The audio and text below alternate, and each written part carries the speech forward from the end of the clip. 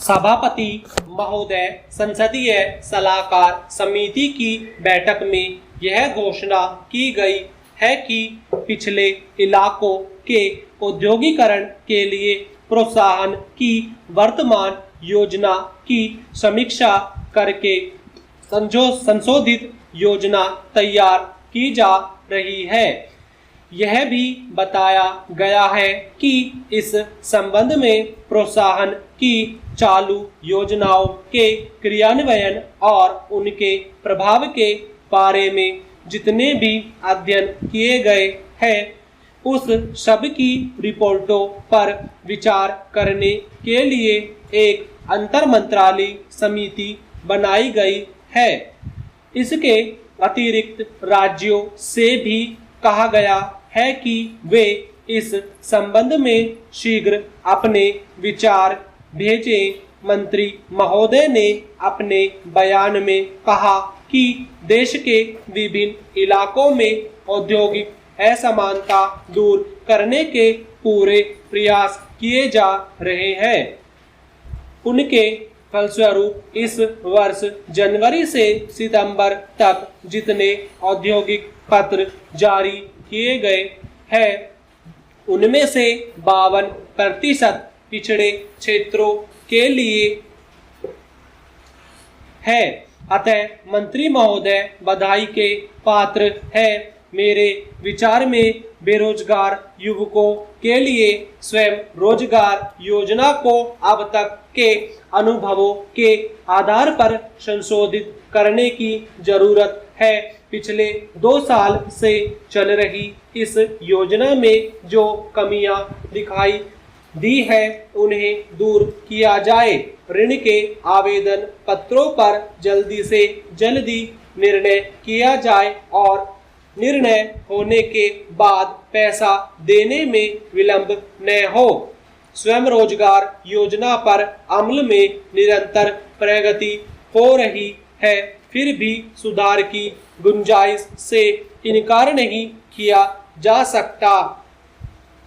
मार्च 1985 तक 8,94,000 आवेदन पत्र प्राप्त हुए थे, जिनमें से 3,68,000 के संबंध में ऋण देने की सिफारिशें की गई और 2.25 लाख मामलों में कुल 390 करोड़ रुपए के ऋण मंजूर किए गए। इससे 90% लक्ष्य की पूर्ति होने का पता चलता है।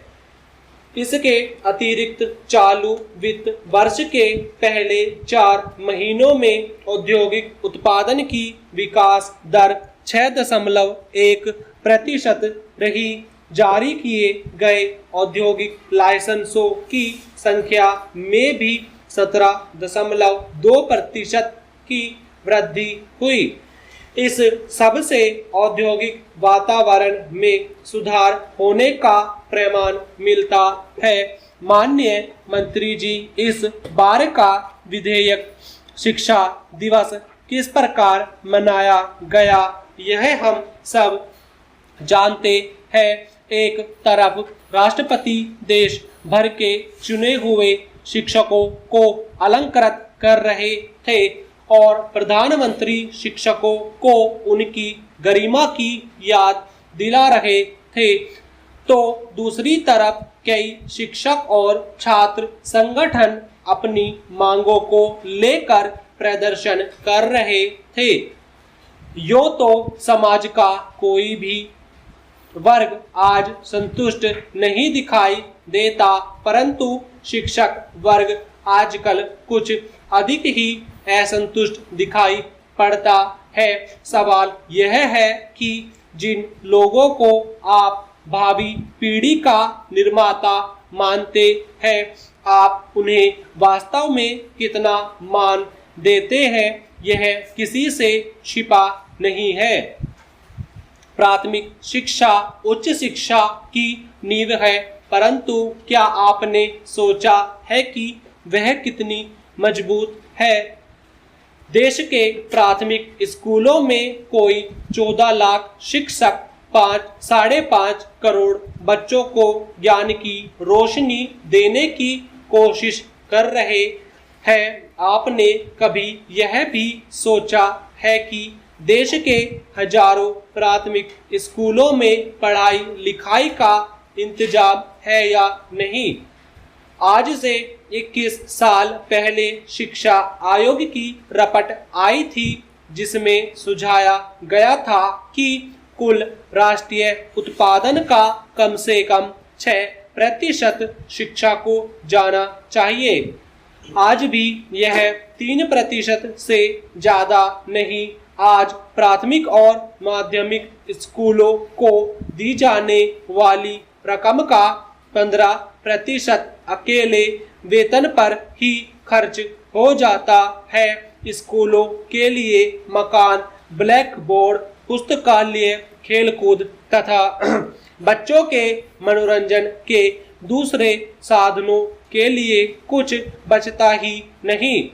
प्राथमिक शिक्षकों को इस बात का दुख है कि स्कूलों से निकले 1% बच्चों को कॉलेजों में पढ़ाने वालों को जितना मिलता है उसका 10% भी हमें नहीं मिलता। शिक्षक नौकरशाही के इशारे पर चलने वाला शतरंज का एक मोहरा मात्र रह गया है। अतः मेरा अनुरोध है कि वे समय रहते इस संबंध में कुछ करें, ताकि शिक्षक वर्ग के अंदर जो यह असंतोष की भावना उत्पन्न हुई है दूर हो सके।